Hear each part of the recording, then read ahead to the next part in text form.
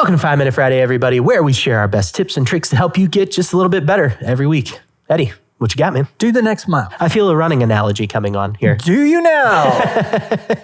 That's because there is one coming. You've been doing some training lately, so this is fresh. This is fresh. This was also something that I'm tagging off of Nick Barr. I think it's a Nick Barr podcast. Okay. So listening to an ultra marathoner, and he's talking about this, like do the next mile. He was talking about running a 230-mile ultra. Yeah. Get your head around that.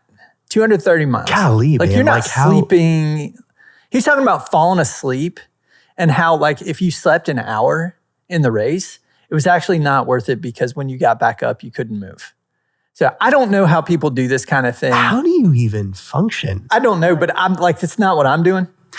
Well, yeah, of course. Okay, so your measly little half marathon. My measly marathon, right? During COVID, I've got an unofficial marathon. It's unfinished business. It still bothers me, but at the same time, it's very special to me too. You have the coolest medal ever too. I do. It's top of ball jar. It's awesome. The kids made it happen. This special, to have that be the marathon I ran first was very special because it was like, oh man, we got into COVID, race got canceled, everything got canceled, but the family came through. Mm-hmm. Like there were so many creative things. And this was just a creative thing my family did for me. Yeah. So we had, we were kind of singing the Tom Petty Running Down a Dream. Yeah. Like they had that playing on the back of my truck and I had my little route through the neighborhood and I'm running all that. And man, when I started out, I could see the end. Like I could see the finish line from the start. Very clear. Like I'm finishing this sucker. This is the day. Yeah. I've done all the training. Everything's good. Yeah. Somewhere out there at around mile 16, like I am going and then I hit a wall. Mm-hmm. When I hit that wall, so Jay's like riding his bike next to me. Gabe did too for a while. Yeah. And it was like they were encouragements, but there was a time where I went, I'm not going to finish. Like I legitimately, the mental battle that was mile 18 to mile 26. Because at mile 18, I went, wow, this is like as far as a far weekend run that I still have left. Yeah. Like you start doing the math and you're just talking yourself out of it. Like it's not there. There's no way. It's not there. Yeah. It's not there. I don't have it in the tank. I'm going to quit. And then it's like, I can't quit in front of my kids. Like they're looking, they're waiting for me to take the next lap. What do I do? The next mile. What am I going to do to get this thing done?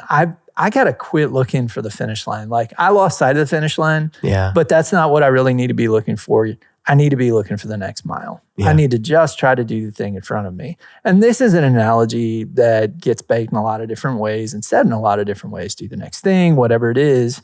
But I know in detailing, I know in like working on projects that are long, because I mean, a lot of construction is very enduring, right? You might be on one for 2 years. Yeah.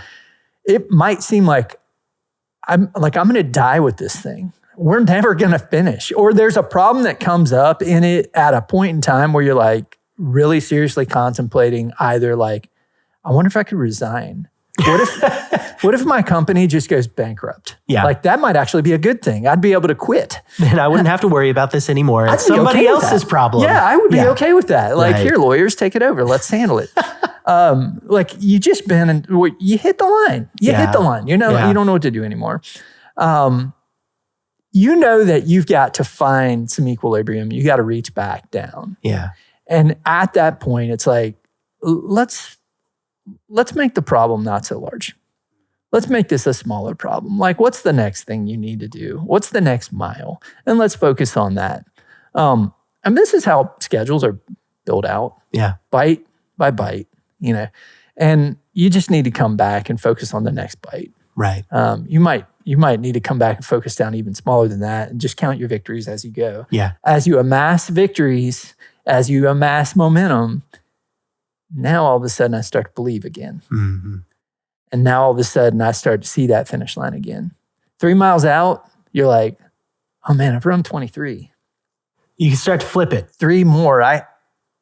This is gettable. I might do this thing. I can do 3. I might do this thing. Yeah. And then you're like 2 miles out. And you're like, I might do this thing. 1 mile out.